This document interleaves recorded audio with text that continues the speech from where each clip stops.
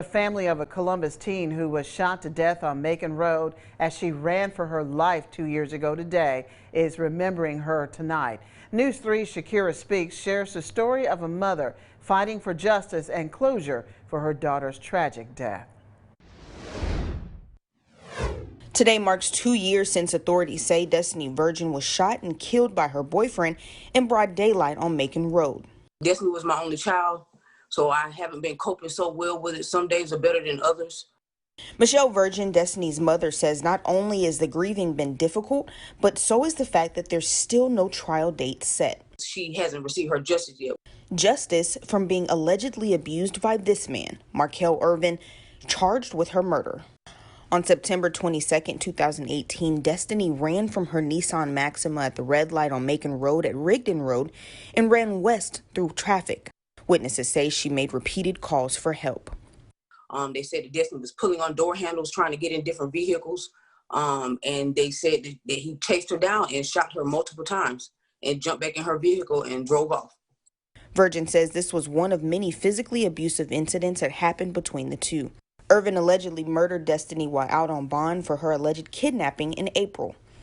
Virgin says the system failed her daughter, who was set to enlist into the Navy.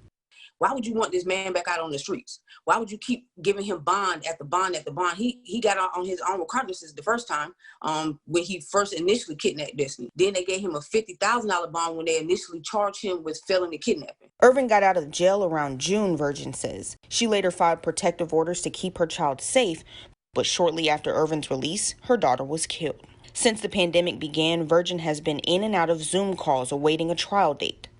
We're doing those once a month, once every other month. Those are draining and stressful in itself because you're thinking that you're finna get a whole bunch of answers or you're finna move on to the next step in this chapter, and it's still dead end.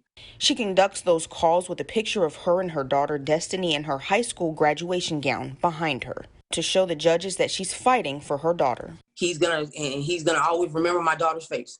I'm gonna keep my child's name alive, not only because that's my child, but because she needs to receive justice. Reporting in Columbus, Shakira Speaks, WRBO News 3, on your side. Markel Irvin is represented by attorney Stacey Jackson, who tells News 3 they're ready for trial but waiting on guidelines on how to reconvene jury trials during a pandemic. As for his client, Jackson says he's patiently awaiting his day in court.